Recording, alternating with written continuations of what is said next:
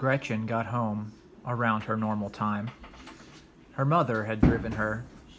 After 2 days in a row of major incidents happening at school, and of course, after what she had seen at the cabin, it was nice to talk with her mom on the way. "How was school today?" her mom asked. "I hope it was better than yesterday." "Well," she began, "I guess it's sort of better than yesterday. Yesterday had been awful. Something really bad did happen this morning, but I think I'm over it now." "Really? What happened this morning? Surely you didn't get into trouble." "No, Mom, I didn't get in trouble, but Frank sure did. Sometime before school started, he had put he put a really big toad in my pencil box. Later, when I opened it, I was so scared that I screamed and jumped on my desk." At first, her mother was upset when she heard this. How could someone be so mean to her daughter? She quickly calmed down, however, after she thought about it.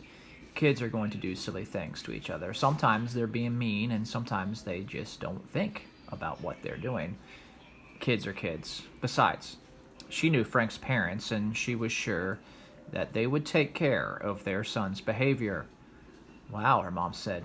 "I don't blame you for reacting that way, and I would have screamed." "I know, Mom, but it was really embarrassing. Why are boys so mean?" "Well, sometimes people do things because they think it will be funny. I'm sure he didn't think about how it would make you feel. I wouldn't hold it against him. You should forgive him." Gretchen knew that her mom was right.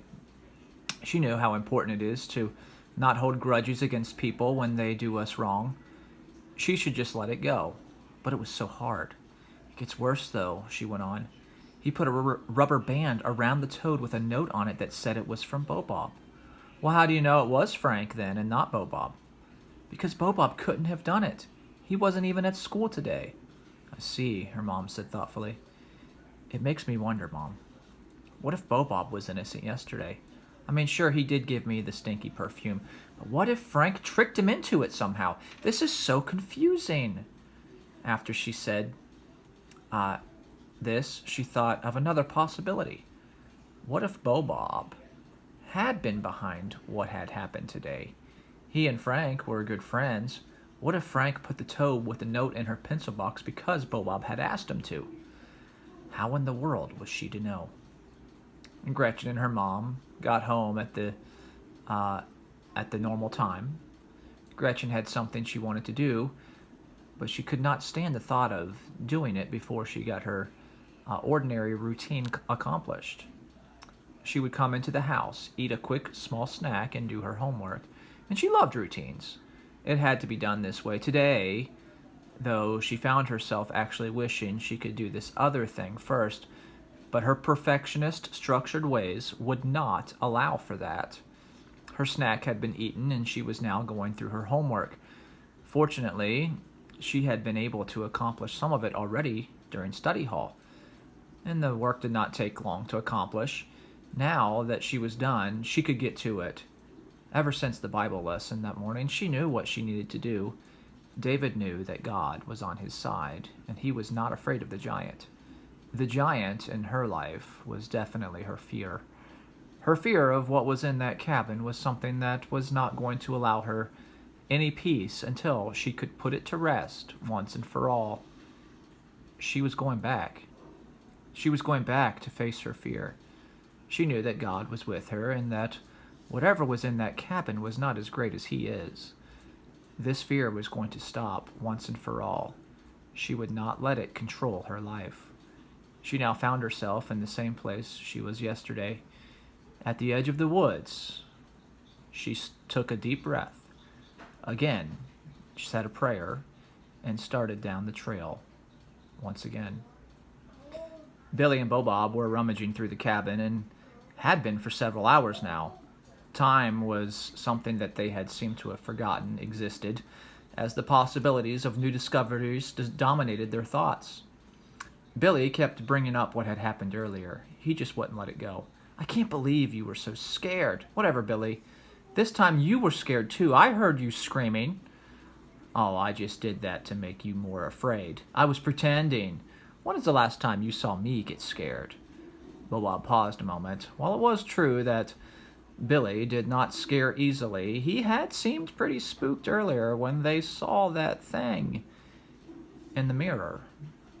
Could it be true that Billy was just pretending, though? There was no way of knowing for sure. Whatever, Bob replied. Maybe we should just read some more of the diary. Oh, there's going to be plenty of time for that later. Besides, how often will you actually get to come out here to explore? You need to take advantage of this opportunity. That's true, said Bob. Speaking of time, what time is it? How should I know? Billy responded. Can't be too late, Bob thought out loud. However, we need to leave soon, just to be safe. Billy didn't seem to be paying attention to what Bob was saying and continued to search the cabin. There were so many pieces of the old furniture to overturn and to look under. Sure that underneath the next thing would be some kind of treasure, he pushed on. Bob did the same, while all the time thinking about what else was in that diary. There could be clues to help them find things, just as it had helped them earlier to find the field and the tree with the initials in it. Should he ignore Billy's advice and wait and go ahead and read some more of it, or should he just follow his friend's lead? And that's usually what he did. Billy was so confident in the decisions that he made that it made it difficult for Bob to see that many times his decisions were wrong and he should not follow them. It is important for a person to learn from God's word what the difference between right and wrong is, so that when something comes up, it will be easier for them to recognize which decision should be made. This was one of the many things that Bob struggled with in his life, so he kept helping Billy look around. Billy was successful yet again at making him jump as he yelled, "Looky, looky, looky what I found!" Bob looked to see what awesome thing that Billy had discovered. It's a fork! Ta-da! He yelled as he triumphantly held up an old rusty fork in the air as if it were an Olympic gold medal. Really, Billy? A fork? That's what got you so excited? Billy laughed. He was being his old sarcastic self again as he showed off the ancient eating utensil. What, Bob? You don't like it? Just think who could have used this fork.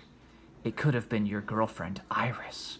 He laughed some more. Her name was Ivy, and she's not my girlfriend. Bob tried to laugh it off and pretend that Billy's jokes toward him did not bother him.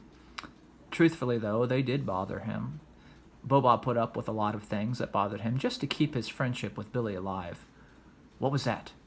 Billy said in a loud whisper. Get down! And Bob obeyed, not sure if something was really wrong or if Billy was up to his old tricks. He soon realized that this was no trick. Somebody was out front. The boys lifted their heads just enough to peek through the window to see who was there. Standing by the bushes, staring directly in their direction, was Gretchen. And that's the end of the chapter.